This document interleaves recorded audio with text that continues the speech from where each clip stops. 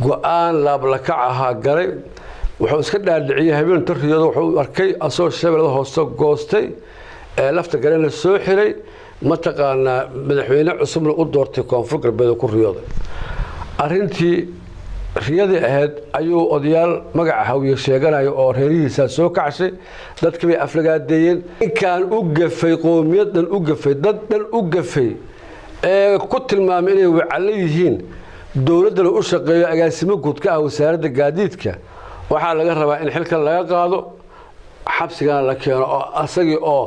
saldhigga hortiisa taagan oo calaamadii booliiska gadaalka ka dhagan tahay in ilaha la saara rabaa maanta waxaan rabay halkan inaan kala hadlo ummadda Soomaaliyeed iyo mataqaanaa dadka maamulka South West State ama koonfur galbeed shacabka degan ee ku dhaqana waxaan u wadaa raaligelin u wadaa waxa la yaab ah oo wax la yaab ah nin ka tirsan shaqaalaha rayidka Soomaaliyeed ee darajadiisu tahay agaasimo guud ee ka shaqeeya wasaaradda gaadiidka cirka iyo dhulka ka shaqeeya ayaa wuxuu u geystay aflagaado qadaf ah oo xun dadka ku nool koonfur galbeed iyo waliba madaxweynihii Soomaaliyeed kaasoo ahaa Cabdullaahi Yuusuf oo dhintay ninkaas wuxuu ku xadgudbay laba beelood beelihii koonfur galbeed degan iyo beesha daalood qaasatan majeerteen ninkaasu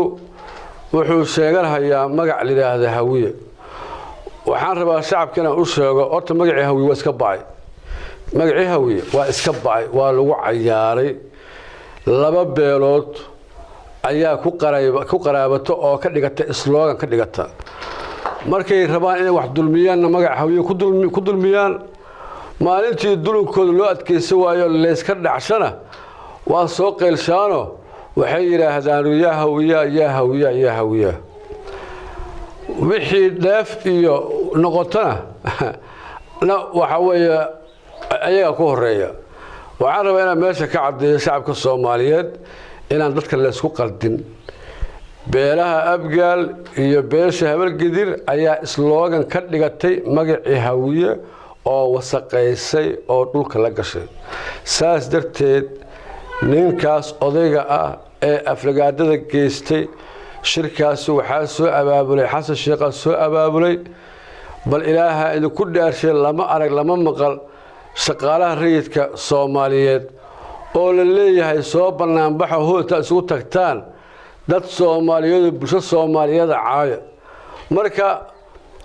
arintaas iyada ah dhamaan shaqaalihii ayaa ka qayb galay agaasimayaasha guud loo wada wacay oo hool la isugu keenay si loo aflagaadeeyo beesha mataqaana koonfur galbeed saas darteed codkan dambeeya oo ninkan uu leeyahay reer koonfur galbeed waa wacaladii Itoobiya xilligii Cabdullaahi Yuusuf ay yimaadeen ay ku dhaleen baydhabo ku dhaleen codkaas waa la qariyay laakiin alxamdulillah rabbil caalamiin waa laga daba tagay codkii waa la helay aniga waxaan aaminsanahay inaysan ahayn dad Soomaaliyeed inaysan ahayn ay yihiin ilmihii Itoobiyaanka ay ku dhaleen deegaanadaas waa kan hadda meediyaha ku jira oo meel kasta ay dadku ay ka arkayaan arintaas iyada ah waxaan leeyahay shacabka Soomaaliyeed barqaati ka ahaada annagu bariyaan ka nahay magaca beesha hawiyana maalintan lagu durmana raali kama lihin warkeenu waa cad yahay waxaan raali gelin ka siihaa walaalahay digil iyo mirifle aflagaadada loo geystay dad waaweyn anaga waa xishoohayna laakiin wax badan ayaan ognahay tusaale raba inaan u soo qaato gobolka Gedo qaasatan magaalada aan joogo ee Garbaharey waxaa jooga ciidamo Itoobiyaan ah oo ku jooga magacii mataqaana ku yimid magacii Amisom haddana admis ku jooga muddo 3 sano ah aan Garbaharey jooga hadda aniga aan ku noolahay oo aan ka warqabaa 3 sano magaaladaas aan joogo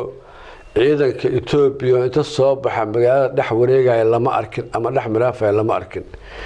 gabdho gobolka ku nool ama degmada Garbaharey ku nool oo xiradii nimankaas ay degan yihiin ag wareegaya ama dad kala hadlayana ma dhicin maadaama gada ay saas tahay marka dadkuna waa isku dhaqan goboladuna sida ay isu xigaan ay dadkuna isu dhaqan yihiin dhulkan gobolka Gadow waa dhul diin ah dadka joogana ay u badan yihiin dad diinta yaqaan oo xaafid quraan ah ay u badan yihiin nasabkooda iyo sharaftooda ilaashaday saas lamida gobolada Bakool iyo Baay dadka degan maadaama ay daris yihiin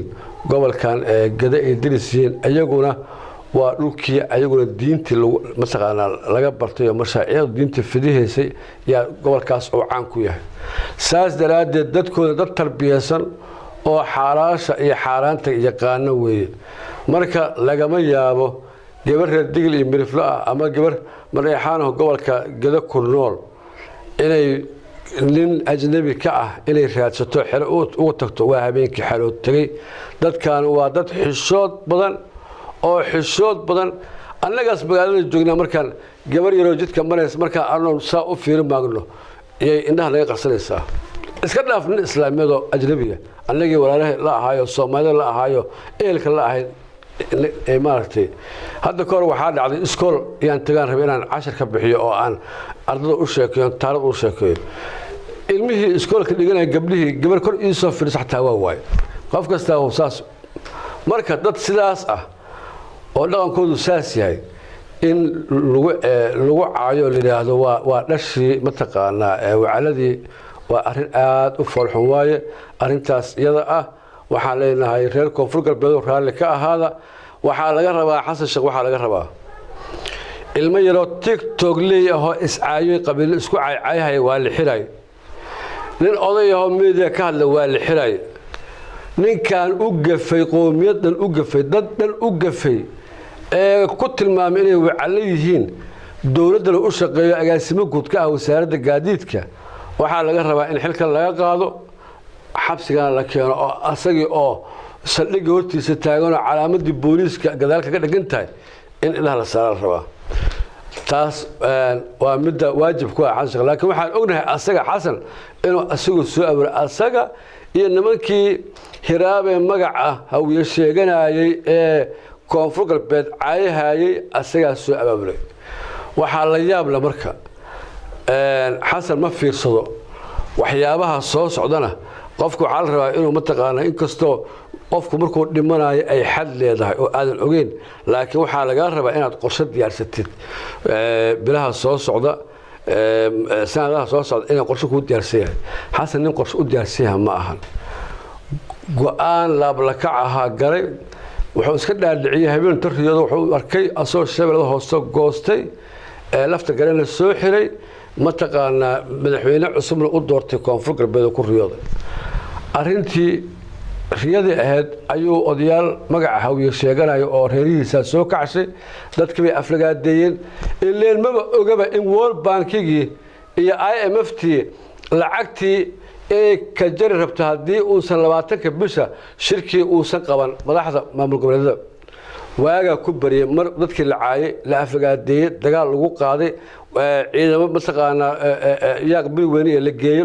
magaca hawiye lagu aabal la geeyay odayaal hawiye meeshan ka hadleen caaytameen marka daba waxa la warxasro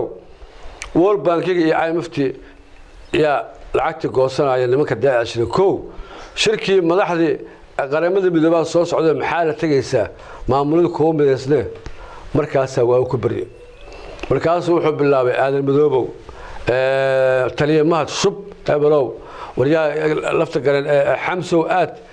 sambalow show aad walafta garan ee keena warwaaleeshiya hadii saas xaalku kugu noqaa Xasanow dadka marka hore xal loo afrigaadihay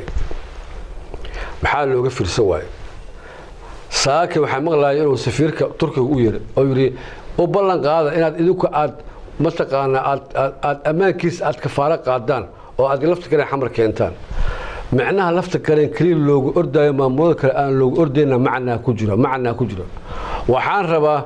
inaan halkan uga baaqo madaxweyne lafta gareen oo dhul nabada waa joogtaa deegaankaagana gacantaada ku jiraa